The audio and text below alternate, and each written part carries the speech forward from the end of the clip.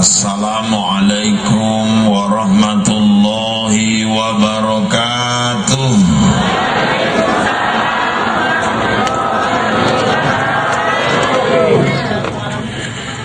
Innal hamdalillah wassalatu wassalamu ala rasulillah wa ala alihi wa sahbihi wa mawalah. La haula wa la quwwata illa billah. Rabbi adkhilni mudkhala sidqi wa akhrijni mukhraja sidq waj'alni min ladunka sultanan nasira. Qul ja'al haqqa wa zahaqal batil innal batila kana zahuqa. Wa qala Allah ta'ala fil Qur'anil Karim A'udzu billahi minasy syaithanir rajim. Bismillahirrahmanirrahim. Laqad kana lakum fi rasulillahi uswatun hasanah liman kana yarjullaha wal yawmal akhir wa dzakarallaha katsira. Sadaqallahul azim wa sadaqa rasuluhun nabiyul karim.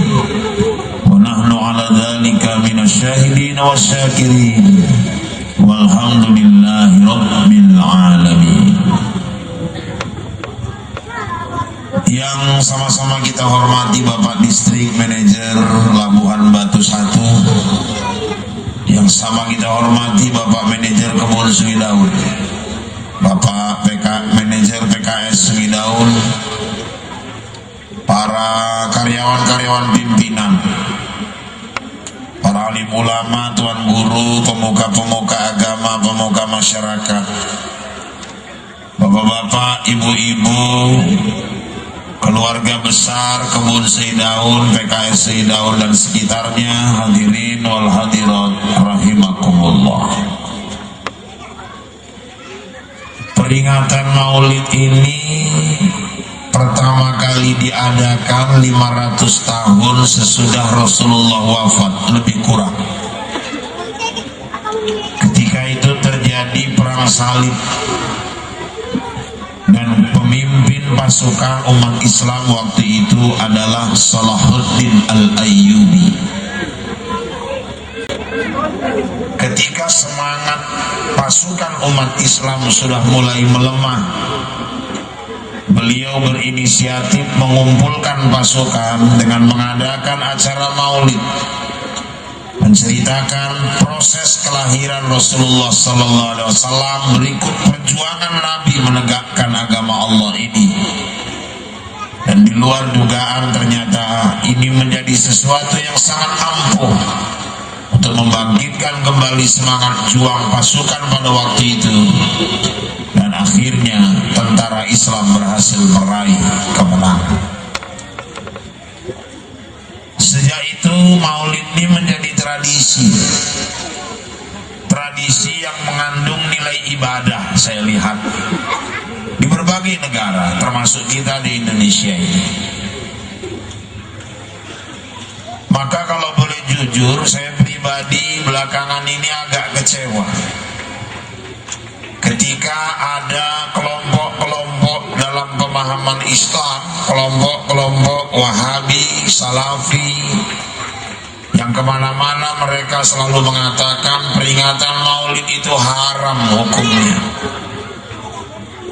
bid'ah, mengada-ngadakan perkara baru dalam agama. Nabi gak pernah nyuruh.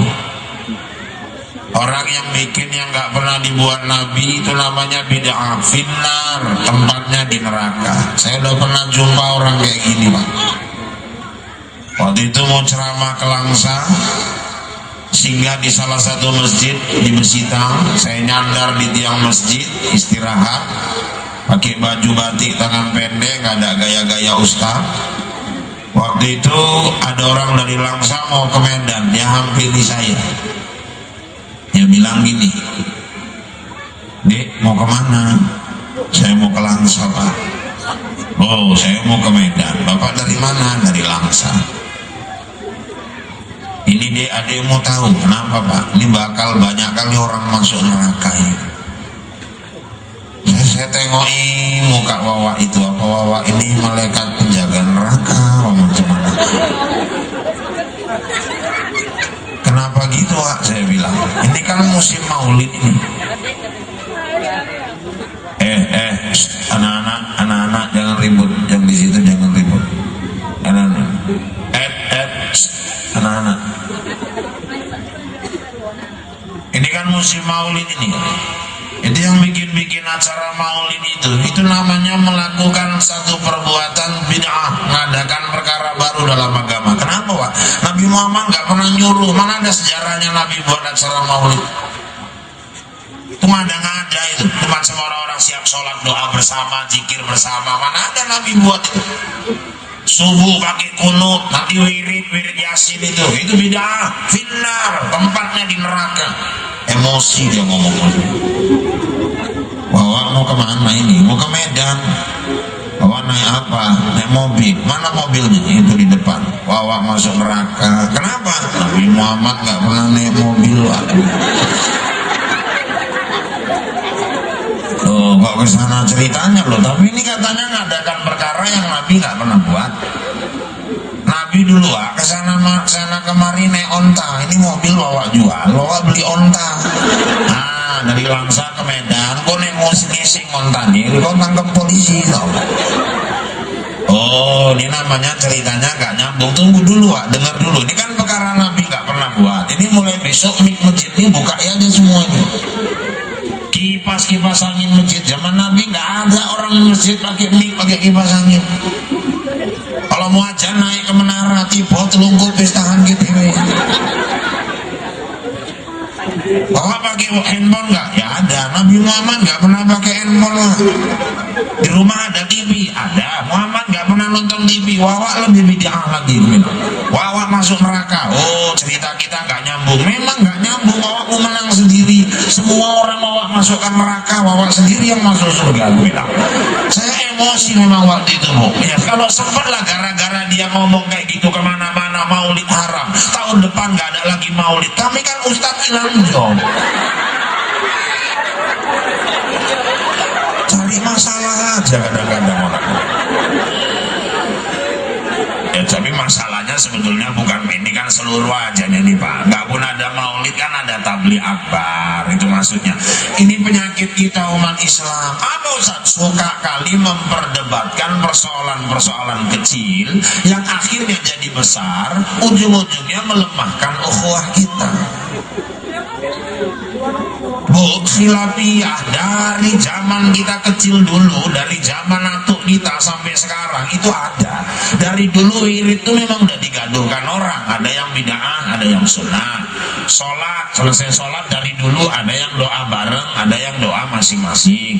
Perkara kunut dari zaman dulu ada yang kunut, ada yang enggak.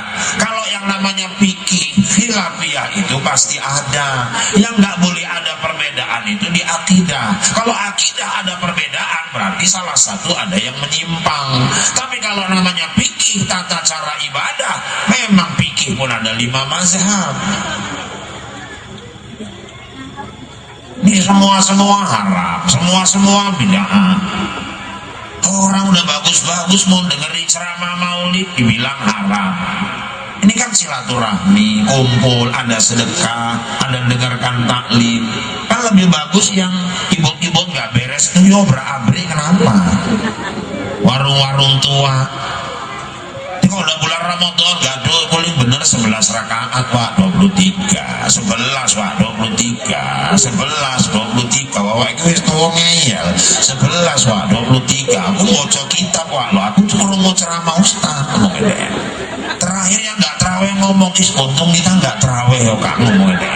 Yang menang malah nggak terawih ujung-ujung.